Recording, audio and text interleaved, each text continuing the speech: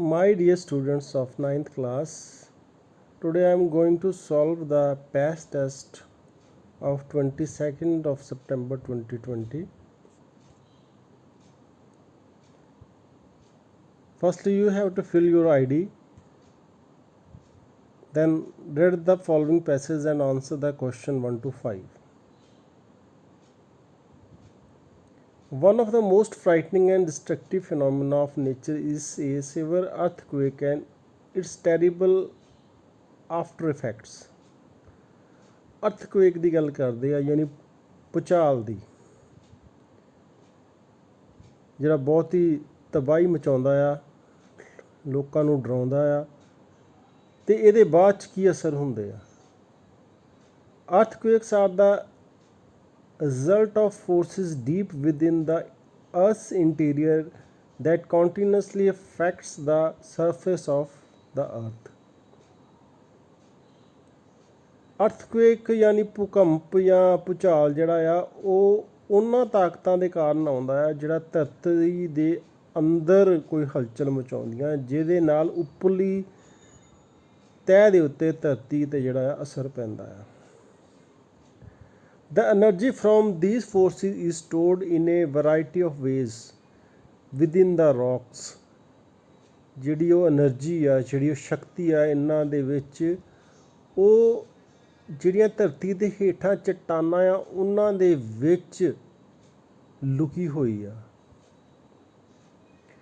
When this energy is released, suddenly an earthquake occurs. ਜਦੋਂ ਇਹ ਸ਼ਕਤੀ ਅਚਾਨਕ ਆਪਣੀ ਜਗ੍ਹਾ ਛੱਡਦੀ ਆ ਜਾਂ ਨਿਕਲਦੀ ਆ ਤਾਂ ਧਰਤੀ ਜਿਹੜੀ ਕੰਬਦੀ ਆ, ਭੂਚਾਲ ਆਉਂਦਾ ਆ। The area of the fault where the sudden rupture takes place is called the focus or the hypocenter of the earthquake. ਤਾਂ ਇੱਕ ਖਾਸ ਏਰੀਆ ਹੁੰਦਾ ਜਿਹਦੇ ਵਿੱਚੋਂ ਜਿਸ ਏਰੀਆ ਨੂੰ ਇਹ ਜ਼ਿਆਦਾ ਇਫੈਕਟ ਕਰਦੀ ਹੈ ਉਹਨੂੰ ਅਸੀਂ ਕਹਿੰਦੇ ਹਾਂ ਹਾਈਪੋਸੈਂਟਰ ਆਫ ਅਰਥਕੁਏਕ, ਭੂਚਾਲ ਦਾ ਕੇਂਦਰ। The point on the earth surface directly above the focus is called the epicenter of the earthquake. ਤਾਂ ਉਹ ਬਿੰਦੂ ਜਿੱਥੋਂ ਭੂਚਾਲ ਨੂੰ ਸ਼ੁਰੂਆਤ ਉਹਦੀ ਮੰਨੀ ਜਾਂਦੀ ਹੈ ਉਹਨੂੰ ਐਪੀਸੈਂਟਰ ਆਫ ਅਰਥਕੁਏਕ ਕਿਹਾ ਜਾਂਦਾ ਹੈ। The effect of an earthquake on earth's surface is called intensity.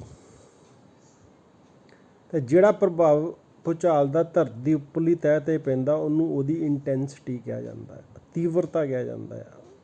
ਆਪਾਂ ਸੁਣਦੇ ਹਾਂ ਵੀ 6.7 ਜਿਹੜਾ ਆ ਉਹਦੀ ਭੂਚਾਲ ਦੀ ਤੀਵਰਤਾ ਮਾਪੀ ਗਈ ਆ, ਯਾਨੀ ਕਿੰਨੀ ਤੇਜ਼ੀ ਨਾਲ ਧਰਤੀ ਜਿਹੜੀ ਕੰਬੀ ਆ।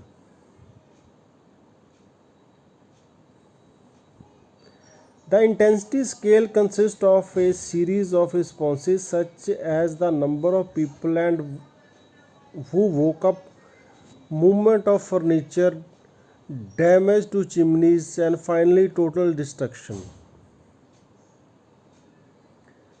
ਬਹੁਤ ਸਾਰੇ ਲੋਕ ਇਹਦੇ ਨਾਲ ਅਫੈਕਟਡ ਹੁੰਦੇ ਆ, ਬਹੁਤ ਕੁਛ ਜਿਹੜਾ ਟੁੱਟਦਾ ਭੱਜਦਾ ਆ, ਚਿਮਨੀਆਂ, ਫਰਨੀਚਰ, ਬਹੁਤ ਤਬਾਹੀ ਹੁੰਦੀ ਆ। The magnitude of 5.3 might be moderate earthquake. ਸਧਾਰਨ ਜਿਹੜਾ ਭੂਚਾਲ ਉਹਨੂੰ 5.3 ਤੱਕ ਜਿਹੜਾ ਆ ਸਹੀ ਮੰਨਿਆ ਜਾਂਦਾ ਵੀ ਇਹ ਨੁਕਸਾਨ ਬਹੁਤਾ ਨਹੀਂ ਕਰਦਾ। And a strong earthquake might be rated with the magnitude 6.3। ਅਤੇ ਜਿਹੜਾ ਜੇਕਰ ਇਹਦੀ ਮਾਤਰਾ 6.3 ਹੋ ਜਾਏ ਤਾਂ ਉਹਨੂੰ ਆਪਾਂ ਇੱਕ ਵੱਡਾ ਭੂਚਾਲ ਕਹਿ ਦਿੰਦੇ ਹਾਂ। An earthquake is a densely populated area. An earthquake in a densely populated area which results in many deaths may have the same magnitude but acts only as a shock in remote area that does not more than frightening the wildlife. ਜਿੰਨੇ magnitude ਦਾ ਜਿਹੜਾ ਭੂਚਾਲ ਜੇਕਰ ਉਹ ਸ਼ਹਿਰ ਦੇ ਵਿੱਚ ਜਾਂ ਜਿੱਥੇ ਬਹੁਤ ਜ਼ਿਆਦਾ ਜਨਤਾ ਰਹਿੰਦੀ ਹੈ, ਲੋਕ ਰਹਿੰਦੇ, ਉੱਚੀਆਂ ਉੱਚੀਆਂ ਇਮਾਰਤਾਂ ਆ, ਨੁਕਸਾਨ ਕਰਦਾ ਆ। ਜੇਕਰ ਉਨੀ ਮਾਤਰਾ ਦਾ ਭੂਚਾਲ ਜੰਗਲਾਂ ਦੇ ਵਿੱਚ ਆਉਂਦਾ ਆ ਤਾਂ ਉਹਦੇ ਨਾਲ ਕੋਈ ਨੁਕਸਾਨ ਨਹੀਂ ਹੁੰਦਾ। ਨੁਕਸਾਨ ਭੂਚਾਲ ਨਾਲ ਨਹੀਂ ਹੁੰਦਾ, ਨੁਕਸਾਨ ਕਿਹਦੇ ਨਾਲ ਹੁੰਦਾ? ਜਦੋਂ ਭੂਚਾਲ ਦੇ ਕਾਰਨ ਧਰਤੀ ਹਿੱਲਦੀ ਹੈ, ਧਰਤੀ ਹਿੱਲਣ ਦੇ ਨਾਲ ਜਿਹੜੀਆਂ ਉੱਚੀਆਂ ਉੱਚੀਆਂ ਇਮਾਰਤਾਂ ਆ ਉਹ ਡਿੱਗਣੀਆਂ ਸ਼ੁਰੂ ਹੋ ਜਾਂਦੀਆਂ ਹੈ ਅਤੇ ਉਹਨਾਂ ਇਮਾਰਤਾਂ ਦੇ ਵਿੱਚ ਰਹਿੰਦੇ ਲੋਕ ਜਿਹੜੇ ਆ ਉਹਦੇ ਵਿੱਚ ਥੱਲੇ ਆ ਕੇ ਮਾਰੇ ਜਾਂਦੇ ਆ। ਉਸ ਚੀਜ਼ ਨਾਲ ਜ਼ਿਆਦਾ ਨੁਕਸਾਨ ਹੁੰਦਾ ਹੈ। ਅਤੇ ਜੇਕਰ ਖਾਲੀ ਥਾਂ 'ਤੇ ਭੂਚਾਲ ਆਉਂਦਾ ਆ ਤਾਂ ਉਹਦਾ ਕੋਈ ਨੁਕਸਾਨ ਨਹੀਂ ਹੁੰਦਾ ਆ। ਸੋ ਬੱਚਿਓ, ਇਹ ਪੈਸੇਜ ਸੀਗਾ ਅਰਥਕੁਏਕ ਦੇ ਬਾਰੇ। ਨੈਕਸਟ ਕੁਐਸਚਨ ਹੈਗੇ 1 to 5 ਇਹਦੇ ਨਾਲ related. The passage deals with, ਕਾਹਦੇ ਨਾਲ ਡੀਲਸ ਕਰਦਾ passage? The magnitude of earthquake, the causes of earthquake, the effect of earthquake. ਤਾਂ ਕਾਹਦੇ ਨਾਲ ਆ? ਦ ਕਾਜ਼ਿਜ਼ ਐਂਡ ਇਫੈਕਟ, ਕਾਰਨ ਅਤੇ ਪ੍ਰਭਾਵ।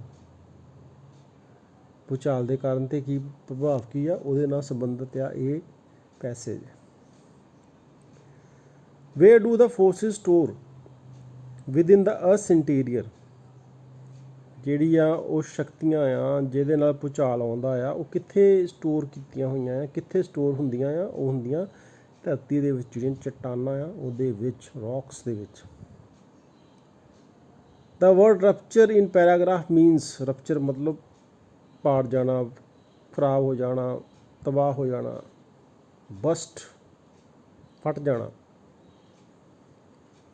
The epicenter of earthquake is the focus of the earthquake, hypocenter of the earthquake, fault in the interior of the earth, point above the focus on the earth's surface।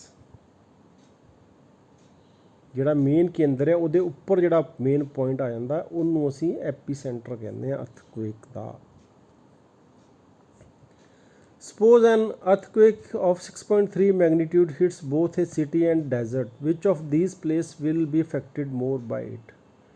ਜੇਕਰ ਜੰਗਲ ਅਤੇ ਸ਼ਹਿਰ ਦੇ ਵਿੱਚ 6.3 magnitude ਦਾ ਭੂਚਾਲ ਆਉਂਦਾ ਆ ਤਾਂ ਕਿੱਥੇ ਜ਼ਿਆਦਾ ਅਸਰ ਪਵੇਗਾ? ਸ਼ਹਿਰ 'ਚ ਪਵੇਗਾ।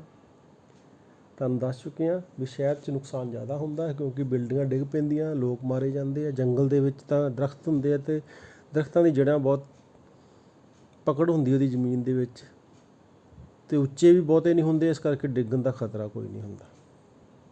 ਜੇ ਡਿੱਗਦੇ ਆ ਤਾਂ ਬਹੁਤ ਘੱਟ ਅਤੇ ਨੁਕਸਾਨ ਨਹੀਂ ਹੁੰਦਾ। Antonym of deep is, deep ਡੂੰਘਾ, ਇਹਦਾ ਆਪੋਜ਼ਿਟ ਕੀ ਹੈ? ਸ਼ੈਲੋ।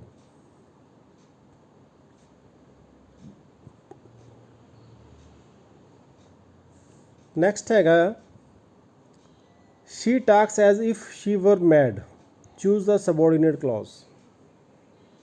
ਸਬੋਰਡੀਨੇਟ ਕਲੌਜ਼ ਕੀ ਹੁੰਦੀ ਹੈ? ਜੋ ਪ੍ਰਿੰਸੀਪਲ ਕਲੌਜ਼ 'ਤੇ ਡਿਪੈਂਡ ਕਰਦੀ ਆ।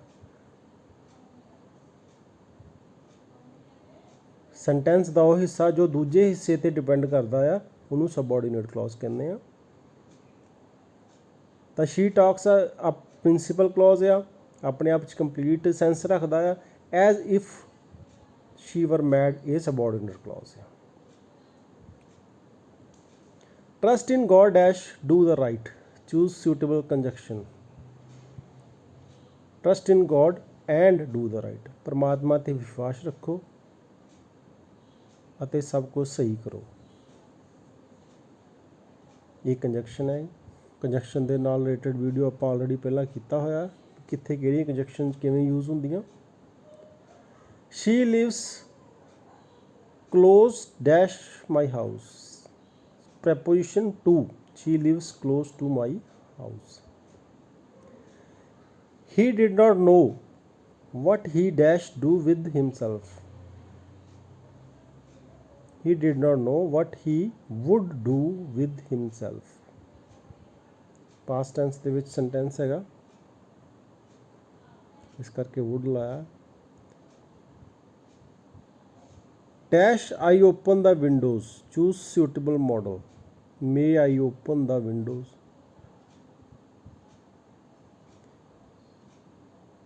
name the poet of the poem No Manner Farm, James Kirkup। how did Channa Praya leave the village in a catamaran, catamaran ਛੋਟੀ ਕਿਸ਼ਤੀ ਨੂੰ ਕਹਿੰਦੇ। ਜਦੋਂ ਫਲੱਡ ਆਉਂਦਾ, ਹੜ੍ਹ ਆਉਂਦਾ ਤਾਂ ਉਹ ਕੁਛ ਦਿਨ ਰੁਕਦਾ ਆ, ਪਰ ਬਾਅਦ 'ਚ ਉਹਨੂੰ ਉੱਥੋਂ ਜਾਣਾ ਹੀ ਪੈਂਦਾ ਕਿਉਂਕਿ ਪਾਣੀ ਵੱਧ ਰਿਹਾ ਹੁੰਦਾ ਅਤੇ ਕਿਸ਼ਤੀ ਦੇ ਰਾਹੀਂ ਜਾਂਦਾ। Why could not old Sushil eat toffee? He found the toffee costly. The shopkeeper did not have any toffee. He did not like the taste of toffees. He did not care for children's sweets. ਕਿਉਂਕਿ ਉਹ ਵੱਡਾ ਹੋ ਜਾਂਦਾ ਤੇ ਬੱਚਿਆਂ ਦੀਆਂ ਮਠਿਆਈਆਂ 'ਚ ਉਹਨੂੰ ਕੋਈ ਇੰਟਰਸਟ ਨਹੀਂ ਹੁੰਦਾ. Why is the money considered so important? Money can be earned easily. Money cannot be stolen. Money once gone cannot be regained. The power of money is great. ਇਸ ਕਰਕੇ ਮਨੀ ਨੂੰ ਇੰਪੋਰਟੈਂਟ ਕਿਹਾ ਗਿਆ ਹੈ. How did Sher Singh carry his brother? Sher Singh ਆਪਣੇ ਭਰਾ ਨੂੰ hospital ਤੱਕ ਕਿਵੇਂ ਲੈ ਕੇ ਗਿਆ? ਕਾਲਾਘਾਟ. ਇਹਨੇ ਸਲਿੰਗ ਬਣਾਈ, ਉਹਨੇ ਇੱਕ ਝੂਲਾ ਬਣਾਇਆ ਸਲਿੰਗ ਟਾਈਪ, ਯਾਨੀ ਆਪਣੀ ਮਾਂ ਦੀ ਸਾੜੀ ਦਾ ਉਹਨੂੰ ਬੰਨ੍ਹ ਕੇ ਅਤੇ ਉਹਦੇ ਵਿੱਚ ਉਹ ਲੈ ਕੇ ਗਿਆ 2 ਨਦੀਆਂ ਨੂੰ ਪਾਰ ਕਰਕੇ. How are all man similar to one another?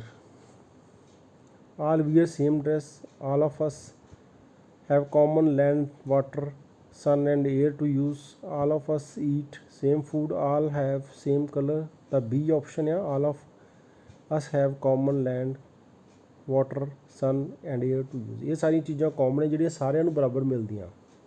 ਇਸ ਕਰਕੇ ਜੇ ਇਹ ਸਾਰੀਆਂ ਚੀਜ਼ਾਂ ਸਭ ਨੂੰ ਬਰਾਬਰ ਮਿਲਦੀਆਂ ਤਾਂ ਅਸੀਂ ਸਾਰੇ ਲੋਕ ਵੀ ਬਰਾਬਰ ਹੀ ਹਾਂ. Why must one be punctual? ਸਾਨੂੰ ਪੰਕਚੁਅਲ ਕਿਉਂ ਹੋਣਾ ਚਾਹੀਦਾ ਹੈ? ਪੰਕਚੁਅਲ ਮਤਲਬ ਹੁੰਦਾ ਵੀ ਸਾਰਾ ਕੰਮ ਟਾਈਮ ਸਿਰ ਕਰਨਾ. One will get punishment. Time once lost can never be recalled. Punctuality is not essential, none of the above. ਤਾਂ ਆਨਸਰ ਬੀ ਹੈਗਾ, ਟਾਈਮ ਵਨਸ ਲੋਸਟ. ਜਦੋਂ ਟਾਈਮ ਲੰਘ ਜਾਂਦਾ ਆ ਉਹ ਦੁਬਾਰਾ ਵਾਪਸ ਨਹੀਂ ਆਉਂਦਾ. What should one never sell? ਇੱਕ ਇਨਸਾਨ ਨੂੰ ਕੀ ਚੀਜ਼ ਨਹੀਂ ਵੇਚਣੀ ਚਾਹੀਦੀ? His heart and soul. ਇਹ ਕਦੇ ਵੀ ਨਹੀਂ ਵੇਚਣਾ ਚਾਹੀਦਾ. Grooming a boy. Abraham Lincoln ਆਪਣੇ ਬੱਚੇ ਦੇ ਟੀਚਰ ਨੂੰ ਲੈਟਰ ਲਿਖਦਾ ਅਤੇ ਬੱਚੇ ਨੂੰ ਕੁਆਲਿਟੀਜ਼ ਜਿਹੜੀਆਂ ਭਰਨੀਆਂ ਚਾਹੁੰਦਾ ਆ ਉਹ ਉਹਦੇ ਸੰਬੰਧ ਦੇ ਵਿੱਚ ਸਾਰਾ ਕੁਛ ਹੈਗਾ. Choose the correct English translation. ਤੁਸੀਂ ਮੇਰੀ ਮਦਦ ਕਦੋਂ ਕਰੋਗੇ? ਤੁਸੀਂ ਮੇਰੀ ਮਦਦ ਕਦੋਂ ਕਰੋਗੇ? When will you help me? B option ਇਹਦਾ ਆਨਸਰ ਆਉਣਾ ਆ, ਇਹ ਨਹੀਂ ਬੀ ਆਉਣਾ ਆ. When will you help me. So ਬੱਚਿਓ ਇਹ ਸੀ ਆਪਣਾ ਪੈਸ ਦਾ ਟੈਸਟ 10th ਦਾ. ਥੈਂਕਸ.